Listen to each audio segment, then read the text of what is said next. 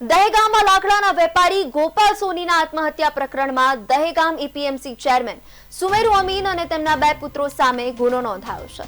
આ ત્રણેય આરોપીઓ હાલ પોલીસ પકડથી દૂર છે, ત્યારે વેપારીની આત્મહત્યાએ હવે રાજકીય સ્વરૂપ લીધું છે। કોંગ્રેસના પૂર્વ પ્રમુખ જગદીશ ઠાકોરે દહેગામના મૃતક ગોપાલ સોનીના પરિવારની મુલાકાત લીધી અને પરિવારને મળીને સાંત્વના આપી। અમદાવાદ સ્વર્ણ સમાજના આગેવાનો પણ મૃતકના પરિવારને મળ્યા હતા। સ્વર્ણ સમાજે આવનારા દિવસમાં આંદોલન કરવાની ચીમકી પણ ઉચ્ચારી હતી। દહેગામ પોલીસ આરોપીઓને છાવરી રહી હોય તેવા આક્ષેપો કરવામાં આવ્યા હતા, પરંતુ હવે સોની સમાજ દહેગામમાં બનેલી આત્મહત્યાને વખોડીને આખા ગુજરાતમાં આરોપીની ધરપકડ બાબતે આવેદનપત્ર આપશે। પરિવારને હું મળવા આવ્યો છું અને એટલો બધો ત્રાસ હતો કે એમણે સુસાઇડ કરવું પડ્યું।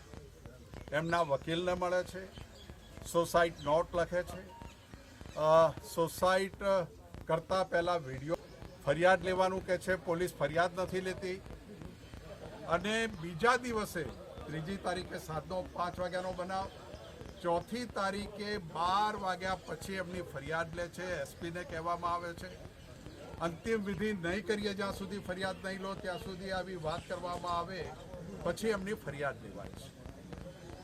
ભારતીય જનતા પાર્ટીના ગૃહમંત્રી હર્ષ સંઘવી કહે છે કાયદામાં રહેશો તો ફાયદામાં રહેશો, પણ ભાજપ માટેનું સૂત્ર છે ભાજપવાળા કાયદો તોડશો તો પણ ફાયદામાં રહેશો। ભાજપવાળા તમારા ત્રાસથી કોઈક સુસાઇડ કરે તો પણ તમારો વાળ વાંકો નહીં થાય એવો દાખલો આ દહેગામમાં ભારતીય જનતા પાર્ટીની સરકારે બેસાડ્યો બની। આ ઘટના બાબતે અગાઉ અવારનવાર સ્થાનિક તંત્રને, પોલીસ ખાતાને જાણ કરવામાં આવી, અરજીઓ આપવામાં આવી કે ભાઈ અમારા જીવને જોખમ છે, તેમ છતાં સ્થાનિક પોલીસે કોઈ કાર્યવાહી ના કરી। ઘણા અમે વિડીયો જોયા, એમાં તો પોલીસ સાથે હોય અને એમની સાથે અત્યાચાર કરતી હોય એવા વિડીયો પણ અમે જોયા। અમારો સોની સમાજ સૌથી વધુ ટેક્સ પે કરતો સમાજ, અમે સરકાર પાસે ક્યારેય કશું નથી માંગ્યું, માત્ર માંગણી કરી અમે અમારી સુરક્ષાની।